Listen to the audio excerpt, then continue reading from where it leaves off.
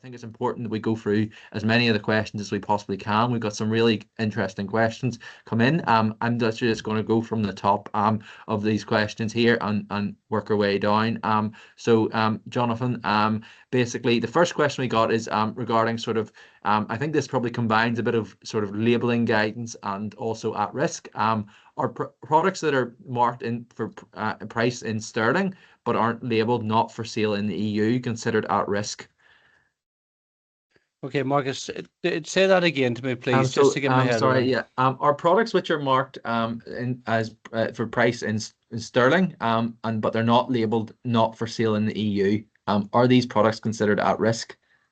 Okay, so the not for EU labeling is specific to products that fall under the Northern Ireland Retail Movement Scheme, and this was a staggered introduction for products. The first products you may recall at the time that it came in for was meats and stuff like that there, and it will go out to composite products over the up until the end of 2025. So a product, if it's priced in sterling, it's irrelevant, to be honest with you. If I'm buying from a supplier in GB to NI, I can purchase in sterling, I can purchase in euro, I can purchase in dollar, I can purchase in whatever pricing they choose to provide.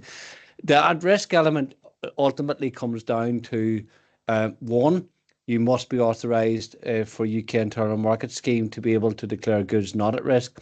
And two, if your goods are made available for sale within the EU, even if you don't sell anything, but you've made them available for sale, they are deemed as at risk under the Windsor framework.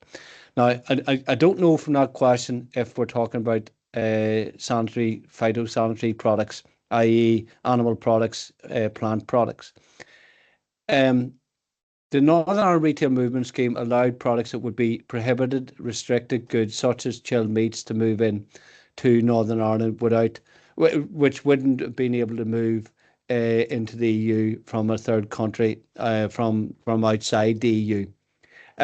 If you're moving in sanitary, phytosanitary products that can be sold in the EU, you need to go down the route of CHED documentation and, if applicable, export health certificates and so forth for those products.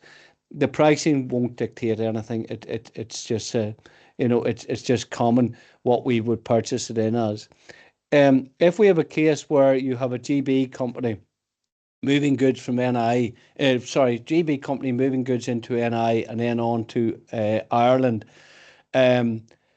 we enter into there's customs and VAT to consider that. On the customs end of it, they can declare it as at risk, clear the goods in Northern Ireland and meet all of those requirements. However, if the goods have been sold when they're in GB, the VAT element of it, it's entered free circulation in Northern Ireland and UK VAT will apply. It's a different thing, Marcus, but it's very hard to answer without knowing a lot more of the background on it. Yeah, that's no problem at all. And I suppose, again, just to clarify, if you're looking at any more information on that particular area, do access the one-to-one support as well. Next question is relating to sort of Northern Ireland qualifying goods, and again, not at risk. If you're selling at a retail location that's located close to the border and someone from Ireland comes in and purchases an item, does that impact whether it's at risk or not? It's a great question. If you are a bricks and mortar conventional store in Northern Ireland that does not make available for sale any of your products online to anywhere outside of Northern Ireland or the UK, irrespective if somebody comes in from the Republic of Ireland, China, America, or anywhere else, your goods are not at risk. You do not, if they take those products with them thereafter, that is up to them. It's essentially the same as that X works element of it, where in a B2B scenario, you have sold it to them. What they do with it thereafter is, their responsibility. But it doesn't impact the not at risk element of it if you are selling within the internal market here in the UK. Excellent, excellent. Next question is relating to the UK internal market scheme and particularly the commercial processing element to it. What happens if a business who obviously has gained UKIM's authorisation subsequently exceeds the £2 million turnover threshold? Yeah, another great question. The 2 million threshold is written in stone at the moment. You know, as I say, I was in Westminster last week, and I was there with representatives from some trade associations, and there's companies that are trading over the 2 million threshold, but they only sell within the United Kingdom internal market and are happy to provide legal assurances of that to the UK and EU. But unfortunately, that threshold is 2 million. So if you are over that threshold, you no longer meet the criteria, the eligibility criteria. It's the same as a flat rate scheme for VAT. You know, it's under 150, 155,000 of a turnover.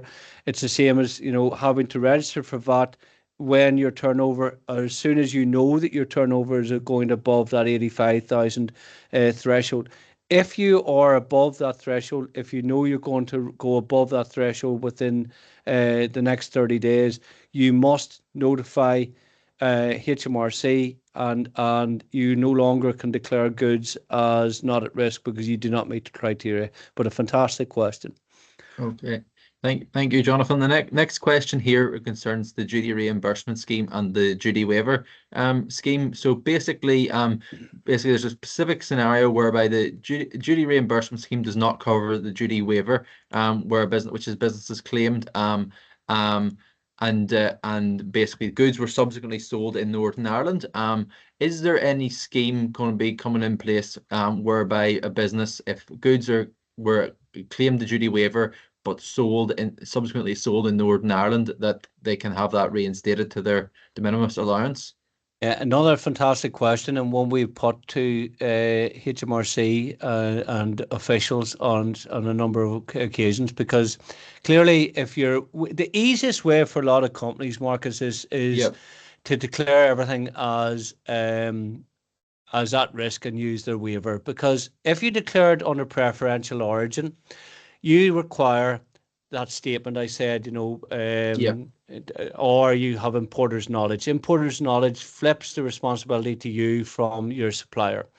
If you are declaring it under UK internal market scheme, you have to hold evidence for 5 years that those goods have remained within the UK internal market.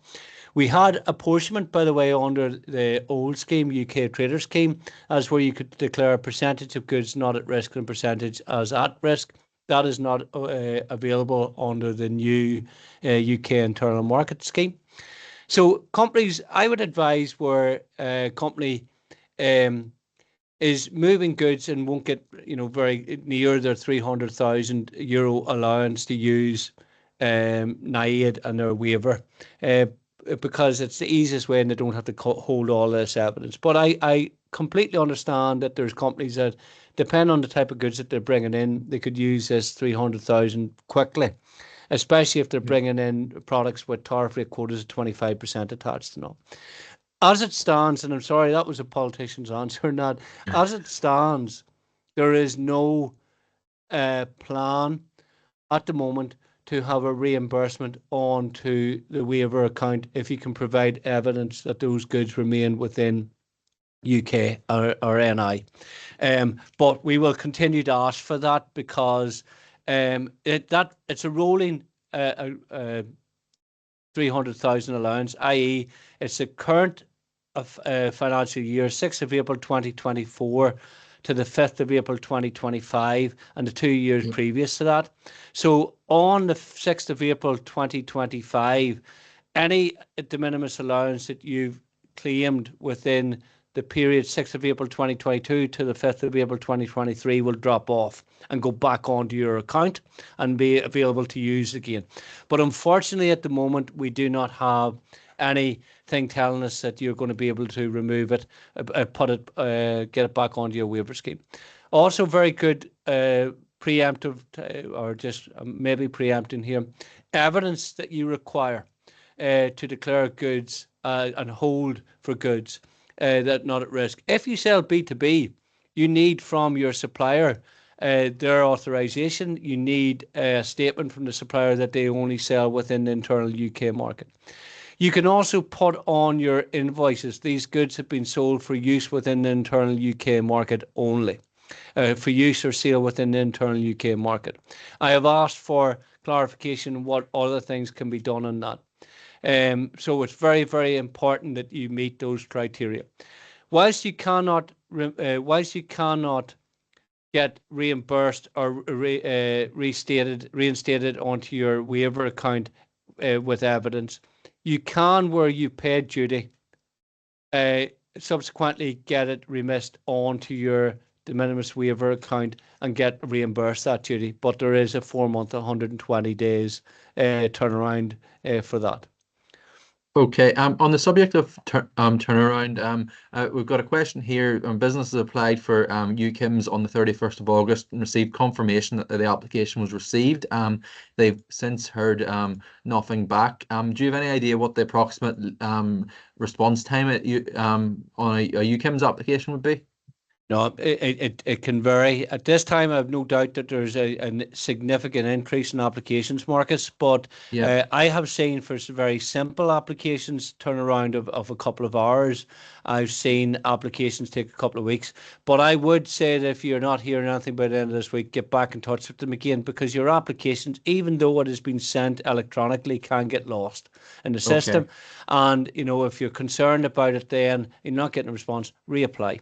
Put it in again. But there will be an email address that you can send to, to engage with them, or even respond to the email that you receive from them. I think it's either ukims@hmrc.gov.uk or UK Internal Market Scheme. I think it's ukims@hmrc.gov.uk that you can put in. Hopefully they've kept a copy. Always save a copy of your application at the end of the process, and then you can attach that to your email and say, look, can you give me an update on this? Okay, that's perfect. Well, what we'll do is we'll also hook out that email address and send it through as well, just so you all have it. Again, quite a few questions around the sort of the £2 million threshold for commercial processing. First of all, there's one quite specific, but before we go into that one, can you just re-emphasize just the requirements around the sort of the £2 million threshold for commercial processing? Yeah, no problem. So, and again, there's no buy ball here, Marcus. You can't have a turnover less than 2 million and sell into the EU single market. You must meet the eligibility criteria for UKIM's standard eligibility criteria, but then you have additional criteria for commercial processors. As I said, under Article 5 of the Northern Ireland Protocol, which still applies, Windsor Framework was revisions and reviews within the remit of that protocol arrangement in the first instance.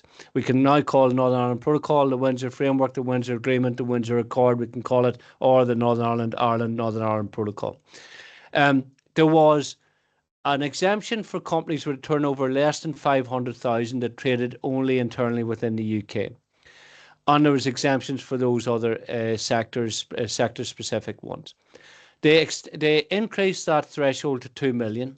UK government at the time said that would allow 4 out of 5 manufacturers within the UK to meet the criteria for UKIM's authorisation.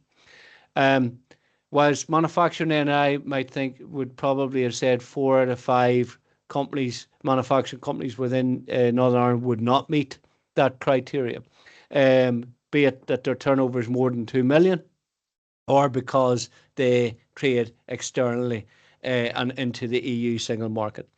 So that 2 million threshold, not trading into the EU single market, you can be authorised for the materials and goods that you bring in from GB to NI as not at risk, as long as they don't fall in. If it's steel that you bring in that has tariff rate quotas, that is at risk and cannot be declared under NIREM, or anything that is anti-dumping duty attached to it, fixtures and fitting, bends and You will remember this, Marcus, as well. Bairns and piping, it came in, I think, on Valentine's Day 2022 or something like that. There's heavy 80-odd% anti-dumping duty on certain types of piping and things like that. They cannot be declared as not at risk under UKIMs, even if you are authorised and meet the criteria as a commercial processor. So the threshold is 2 million. If your turnover is more than 2 million, as it stands today, your goods are automatically at risk. That means that you are having to mitigate any associated duty. You are having to complete customs declaration, continue to complete customs declarations for anything that you bring in for sale or processing 1st of October on. But you mitigate risk by use of preference where it's available, return goods relief where it's available for goods that were previously in free circulation in the EU prior to movement to GB and onward movement to NI, or your de minimis allowance, or ultimately if you have to pay the duty out, duty reimbursement scheme to claim it back afterwards. But that 2 million threshold is 2 million threshold. I know that there's been lobbying by Northern Ireland Chamber, by Manufacturing NI, by the Road Haulage Association and others to try and get that threshold extended and to get companies that have been excluded purely on the basis of their turnover included. And hopefully that is something that there will be continued negotiation between the UK and EU on. But as it stands today, that it's final. Okay, yeah, no, thank you very much for clarifying that. The next question is related to UKIMs and parcels. So we have a question here in from a business saying that they've had some communication with various couriers, and the couriers seem to assume that businesses are UKIMs registered. Can you clarify if a business is non-UKIMs authorised, and they're obviously bringing parcels in, I assume from GB, what the process is, who is the one physically completing the movement? So we're at the power of the fast parcel operators on this, but a fast parcel operator that is assuming that their customers or UKIMs authorised is leaving themselves exposed. They have had to sign up for the UK carrier scheme. They have taken a number of conditions and responsibilities onto themselves under the UK carrier scheme. I believe, from what I've been told last week in London, that they will fall in as a direct representative.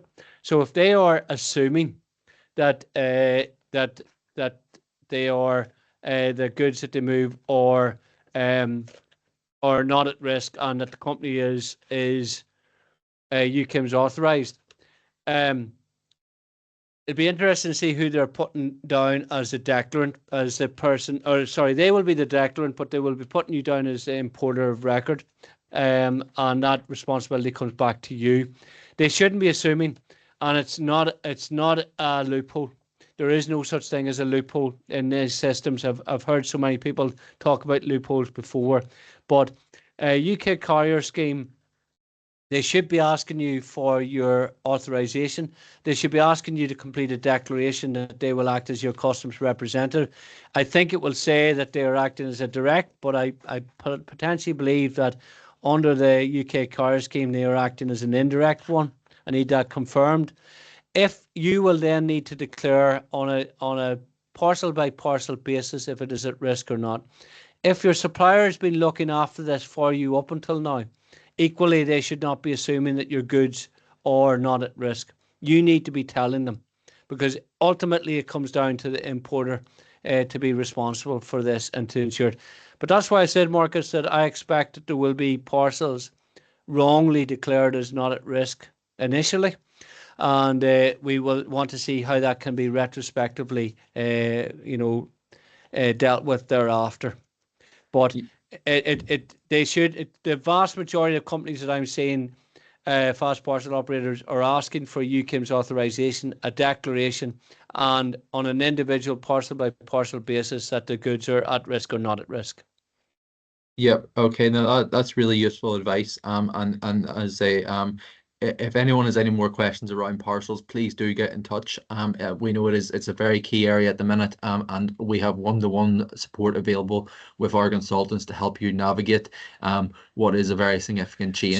Sorry, Marcus. The obligations of the scheme. Apologies for interrupting you. Okay. So, for companies signed up, fast parcel operators signed up for the UK carrier scheme, obligations, once you've been authorised as a carrier, you have a number of obligations you must meet on an ongoing basis.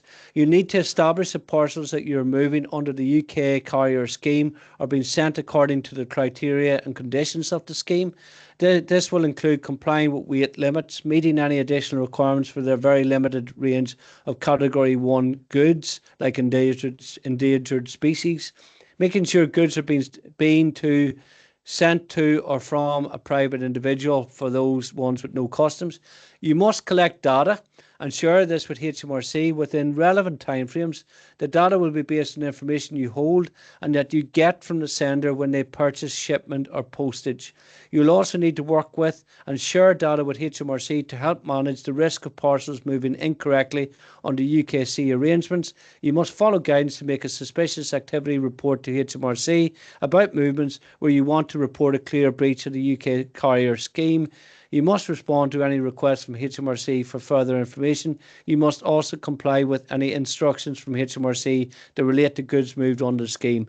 A lot of responsibility being put on the carrier on that scheme to ensure that they are taking on the responsibility there, as well as the importer under that scheme. Yeah, no, that's really good information to know. Thank you, Jonathan. The next question is related to sort of some of the upcoming changes.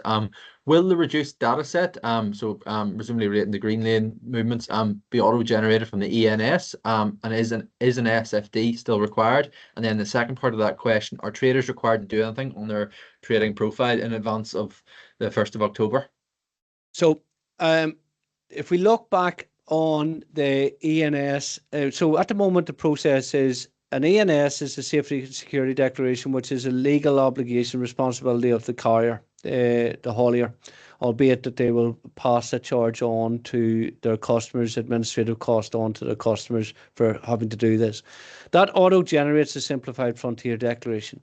And then we have the supplementary declaration, which is completed for at-risk movements, at the moment for all movements, but for at-risk movements. The reduced data set that I shared earlier on, it is understood that the information that is required to meet the reduced data set should be available from commercial documents. The example the UK government gave at the time was it would be the same information would be required to go from GB mainland to the Isle of Wight, or for goods moving anywhere in GB. But the problem is that we were told, in my opinion, the problem is that we were told that we would have a trader goods profile in place at this stage for our goods, and those goods that typically were moved as not at risk by traders, and that isn't there, and that is going to hold things up. And also bear in mind that the simplified reduced data set must be provided in advance of the movement. So the ENS element of it, as I understand it, remains. The simplified frontier declaration is the reduced data set, but there's more information required than is currently in that simplified frontier declaration. At the moment, you have a description of the goods, which I know and you know, Marcus, should be sufficient for those goods to be physically identifiable by a customs agent. Yes. For example, boxes of polo shirts, Fruit of the Loom, multiple sizes, colours, boxes of 100. What we're seeing is clothes. If it's parts for a machine, we're seeing parts. If we're seeing machinery, we're seeing machinery instead of something that will identify it. That is changing, as is the system with ENS, Safety and Security Declarations in the EU this autumn, where we're moving to that 8-digit commodity code, most cases 6-digit commodity code in description. And then the rest of the information should flow through. I'm not privy to the way that TSS is going to do this with regards to not at risk movements. And from what I see with fast parcel operators, they are requiring all this information up front, and there's no option to do it via self-declare. So it will be really interesting to see how this goes. And at the moment, I'm surmising based on that data set that I shared earlier on. Okay, that's perfect. Thank you very much, Jonathan. Just the more other one or two more questions, I think, and then before we conclude the webinar. So basically, we have a question here. Is there any monetary revenue limit for goods imported from third countries into Northern Ireland not at risk, where the final destination is GB? And then for items where EU duty was applicable, but still the goods are still going into GB, can the duty reimbursement scheme be used to waive this duty? Okay, the first one is a really, really interesting one, because we hit two forms of legislation on this. Yep. Because there's so much legislation that is announced on Saturdays or in the evening or something like that. But I think around autumn time last year, I could pull it out. But on a Saturday morning, there was a legislation came out that goods moving from via Northern Ireland into GB must have a commercial or logistical reason for doing so. And that is to prevent circumvention. Okay. Yeah. So qualifying Northern Ireland goods are goods that, as we said, physically located in Northern Ireland at the point of sale, not under special customs procedure, or commercially processed manufactured within Northern Ireland. If you're moving goods into NI from rest of world that will ultimately go to GB, you must meet that criteria that there is a commercial or logistical reason for the goods moving on that basis. Now, I have been involved in several compliance reviews for companies over the last number of years, and I have dealt with very, very high value watches and jewellery. And we were able to provide a commercial reason for the movement of goods from rest of world directly into NI, and no monetary value was put on it. But bear in mind those two pieces of legislation: qualifying Northern Ireland goods, because there will be, and there is already, intelligence-based and random checks on vehicle movements from NI to GB, and you must be able to confirm that there is a commercial or logistical reason for the goods moving in from Northern Ireland. But I'm not aware of any monetary value cap being put on goods at the moment. It's down to the reason it's moved this way. Second question, Marcus, can you remind me of that, please? Yep. Well, basically, it was to do with just was there any way of waiving the duty through the duty reimbursement scheme in that scenario where you've got right.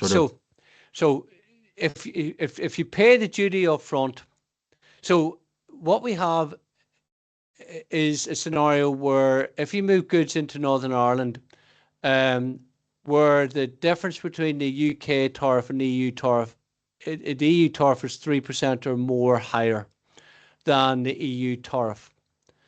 The EU tariff will apply irrespective if they're at risk or not. But we have been told that you're able to use the waiver for the element between the UK and EU tariff up to 3%.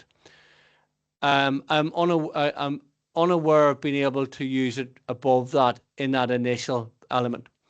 I have, however, seen through compliance reviews in HMRC and specific cases, companies that have paid the EU duty on goods because it was higher than the UK duty, and they have been able to get via the duty reimbursement scheme that remissed to their duty waiver account and have that duty reimbursed to them, i.e. they paid the EU duty have evidence available that those goods have remained within the internal UK market, and then used their have that payment that they made, physical payment made, put onto their de minimis allowance account with that 300,000 cap.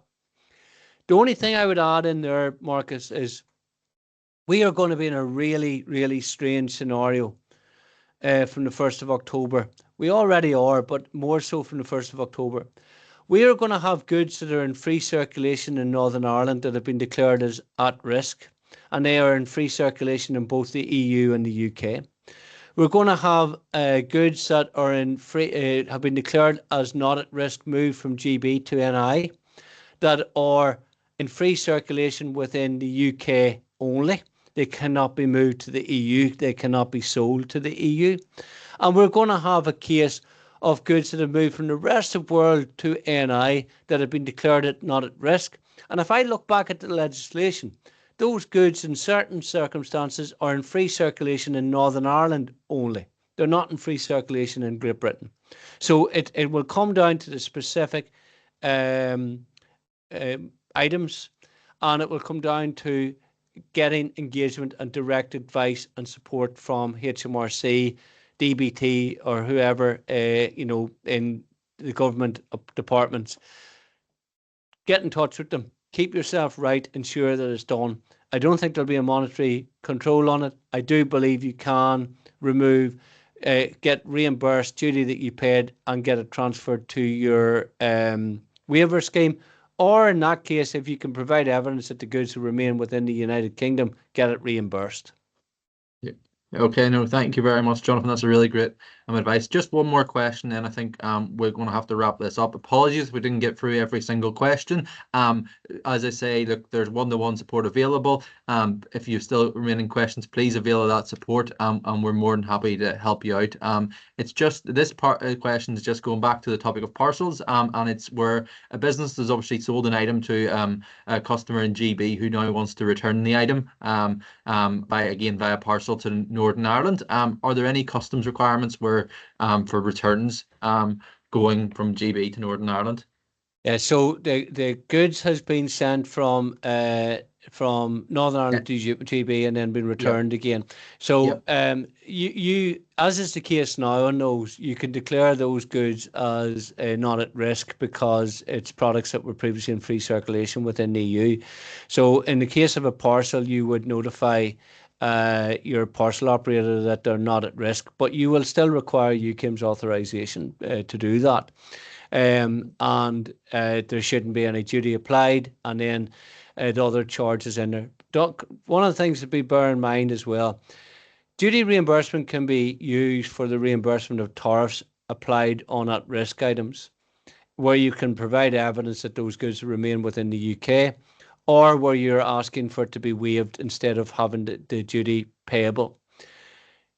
You cannot use the duty reimbursement scheme for fees charged for use of a duty reimbursement or duty deferment account, or any fees associated with the customs agency clearance by the fast parcel operator. Those fees are for your account. You will be eligible or will have to applicable to pay for them. Somebody said about the URL. I seen just quickly for Northern Ireland tariffs. Google it. It's the Northern Ireland tariff schedule. It will bring you directly into it. It should be the head of it. Make sure it says at the very top of it Northern Ireland and Northern Ireland tariff schedule rather than United Kingdom.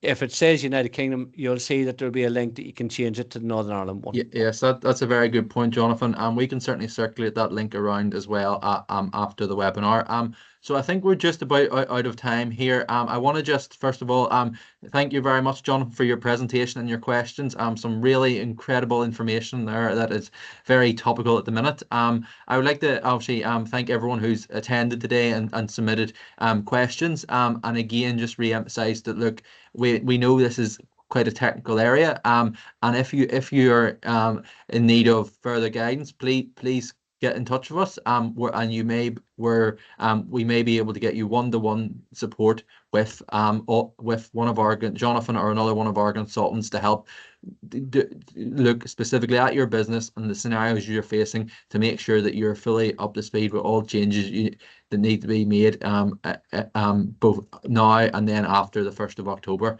And as well, we don't forget this is only the first of a series of webinars. Next week, for anyone who's on this webinar, next week's webinar on preparing for a customs audit will be again a very topical webinar. So I advise you all to strongly consider, if you haven't done so already, applying for that one. But again, thank you all very much for attending, and thank you very much to Jonathan for his excellent presentation and his answering of the questions. And as I say, we will circulate the slides and a copy of the recording along with relevant contact details after the webinar. If anyone has any questions about anything covered in this webinar today, please don't hesitate to get in touch. But apart from that, I'd just like to wish everyone a very wonderful afternoon, and hope to see you all on future webinars. Thank you. Thanks, Marcus. Don't give up, guys. You'll get there in the end. Reach out, get the support you needed, and ask questions. There's absolutely no stupid questions. There's no experts out there. There's specialists. There's people like myself who get to deal with this every day, and still there's many gaps in what we know. So don't give up. Use the resources there. Get the support that you need, and we'll get there, and we'll make this work for us, hopefully, in the long run. Thank you, everybody. All the best, Marcus. Cheers. Thank you, everyone. Thank you. Cheers. Bye-bye.